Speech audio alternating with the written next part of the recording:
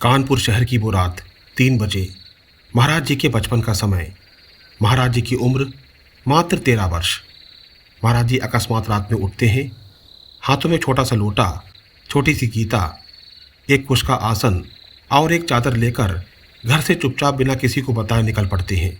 विचार कीजिए, यदि हमारे साथ भी ऐसा हो तो हम क्या सोचेंगे, हम क्या करेंगे। ये कोई साधारण कार्य नहीं है।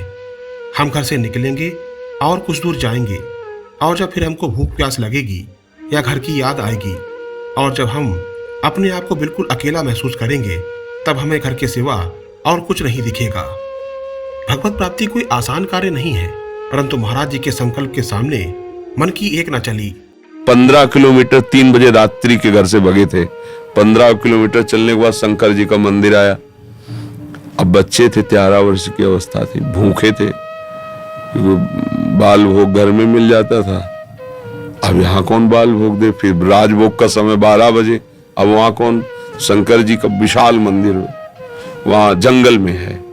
नंदेश्वर महादेव बड़े प्रसिद्ध महादेव हैं। और प्रभु ने भी उनकी संकल्प यात्रा देखकर बाहों का हार उनके गले में पहना दिया। जा पर कृपा राम की हुई, ता पर कृपा करे सब कोई। मैं राधाचरण दास आप सभी साधकों हरिभक्तों का अपने YouTube चैनल में स्वागत करता हूँ। आप सभी को मेरा जय जय श्री हितहारी वंश। आपसे एक विनम्र निवेदन है कि कृपा करके पूरा वीडियो देखिएगा, क्योंकि आध्यात्मिक पुस्तक हो चाहे वीडियो हो, आप जब तक उसे पूरा नहीं देखेंगे तब तक आपको वास्तविक अनुभूति नहीं होगी। जब हम किसी यात्रा की बात करते हैं तो हम समझते हैं कि किसी एक जगह से दूसरे जगह पर जाने की बात हो रही है। यदि हम कहीं पर भी जाने के लिए यात्रा करेंगे तो हमें यात्रा में प्रयुक्त साधन की आवश्यकता होगी। साधन से हमारा तात्पर्य है कि जिसकी मदद से हम एक स्थान से दूसरे स्थान पर यात्रा कर पाएंगे, क्योंकि बिना किसी साधन के कोई यात्रा संभव नहीं है। हमारा जन्म सतयुग, त्रेता या द्वापर युग में नहीं हुआ है, जहां व्यक्ति केवल सत्कर्म ही करता था और अपने इन्हीं सब कर्मों के बल पर वे भगवान को प्राप्त हो जाता था। सत्कर्मों का बोलबाला इतनी चरम सीमा पर था कि भगवान ने भी इन्हीं युगों में अपने अवतार लिए। अब जब हमारा जन्म कलयुग में हो गया है तो क्या हमें भगवत प्राप्ति हो पाएगी? क्या हम कभी सतयुग की भांति भगवान का साक्षात्कार कर पाएंगे? क्योंकि हमारा जीवन प्रारंभ से ही उस वातावरण के अनुकूल नहीं है जो भजन करने के योग्य हो। हमारी रहनी सहनी और खैनी तीनों भजन मार्ग के अनुकूल नहीं।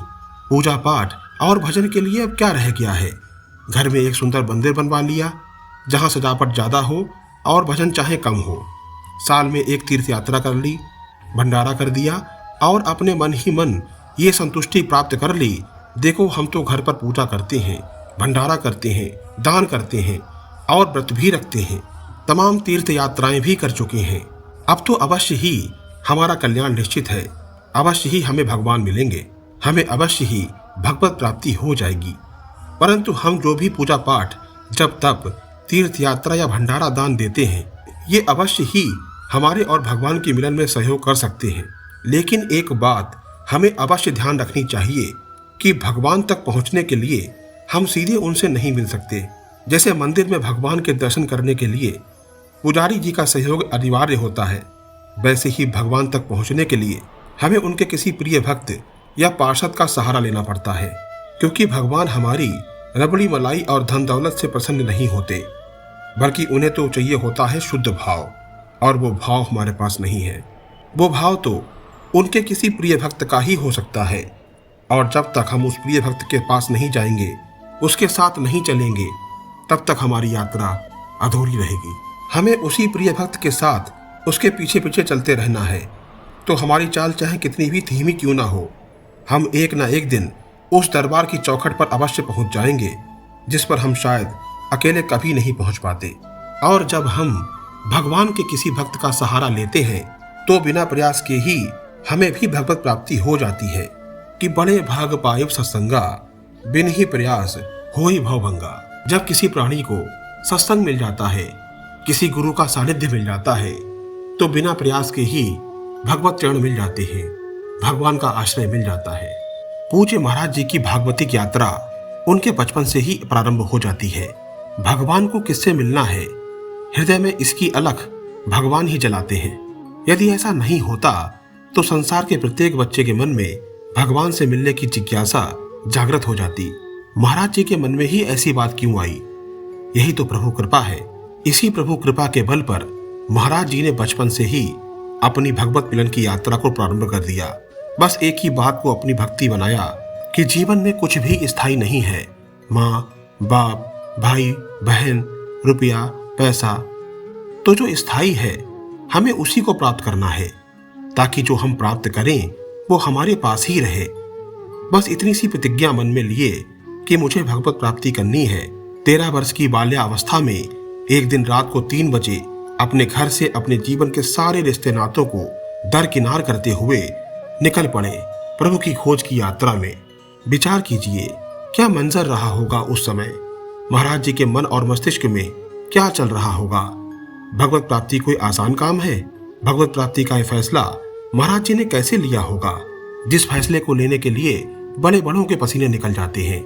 और मात्र 13 वर्ष की अवस्था में यह फैसला लेना किसी साधारण मनुष्य का काम नहीं है, क्योंकि हमारे महाराज जी एक असाधारण व्यक्तित्व है जिन्हें भगवान ने स्वयं इस धरती पर भेजा है हम जैसे आदमों का कल्याण करने के लिए।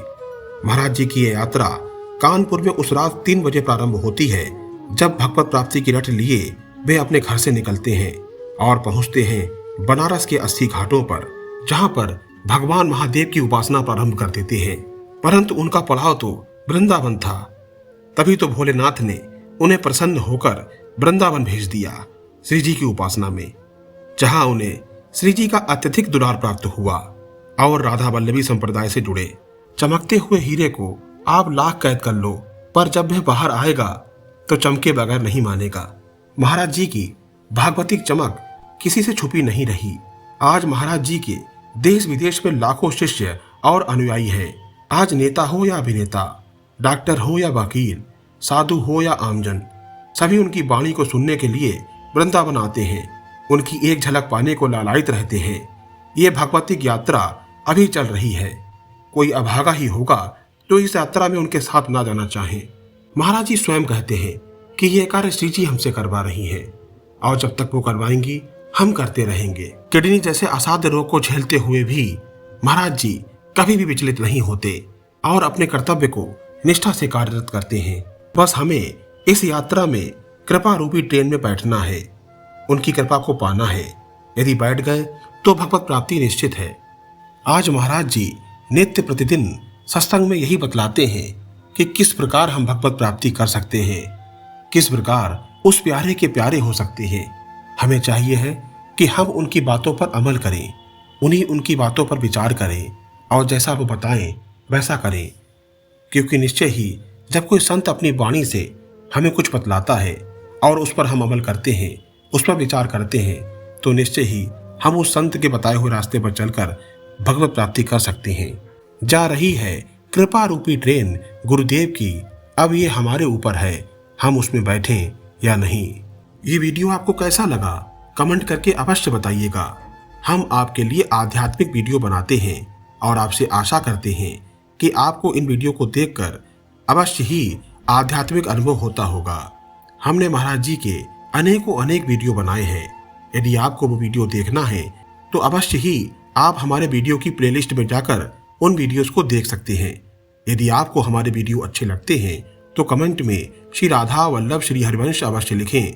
चैनल को लाइक करें, सब्सक्राइब करें और शेयर करें। मिलते हैं एक नए वीडियो के साथ। तब तक के लिए आप सभी को इस दास का जय जय श्री हरिवंश।